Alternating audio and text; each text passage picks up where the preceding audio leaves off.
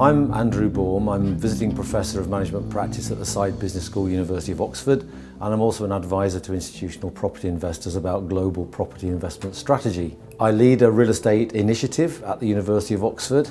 I teach an MBA class, I teach executives, and we've recently completed our first research report on PropTech. PropTech is jargon, and it comes from two different things. The starting point, of course, is property, and the second one is technology. Real estate tech, or PropTech, came out of fintech. Fintech is the revolution that gave us banking online, it gave us the crowdfunding movement, it gave us peer-to-peer lending. So the question naturally arose, when will we be able to buy and sell houses online? Why does it take 3 months to buy a house? Why isn't it possible to see what every house in the UK is worth online? Why do I have to go through paper form filling to get a mortgage? Why does the bank have to send around a surveyor to go into the loft and measure the house? Why can't my contracts and my money exchange be done automatically without lots of lawyers getting involved? So these questions, and many, many others, are at the root of the PropTech revolution. Real estate, by some measures, is half the value of the world's assets. It's a very, very important investment class for pension funds. It's often 70 to 80% of our total wealth. It supports the vast majority of all bank lending globally. So it's an extremely important asset. And it's also a very clunky asset. It's extremely slow moving and it's lumpy.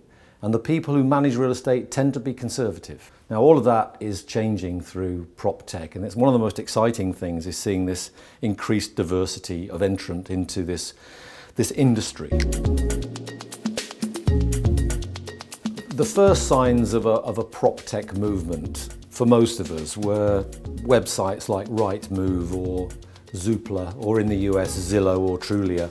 We've become used now to the fact that instead of going around 15 different estate agents and picking up wads of paper describing houses that are for sale, we can go online and find out pretty much everything that is for sale in a particular area.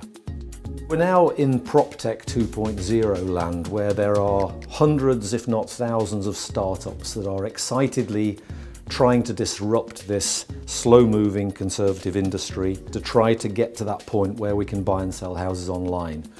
When I was preparing the report, there were two things that hit me most. The big 5 companies in the US, the top 5 market capitalization businesses are Google, Apple, Microsoft, Facebook and Amazon. They're all growing at a rate of knots. The cloud is not up in the sky, it's data centers on the ground, million square feet, and these are going to be investable.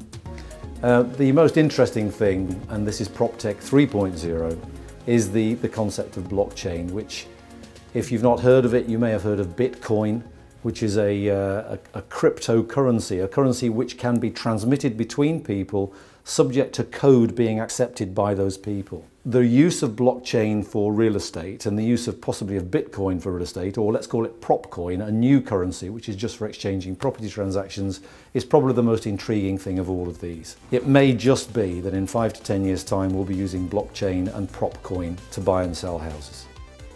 Real estate professionals absolutely have to develop a view about how far technology is going to change the nature of the industry that they are supposedly expert in.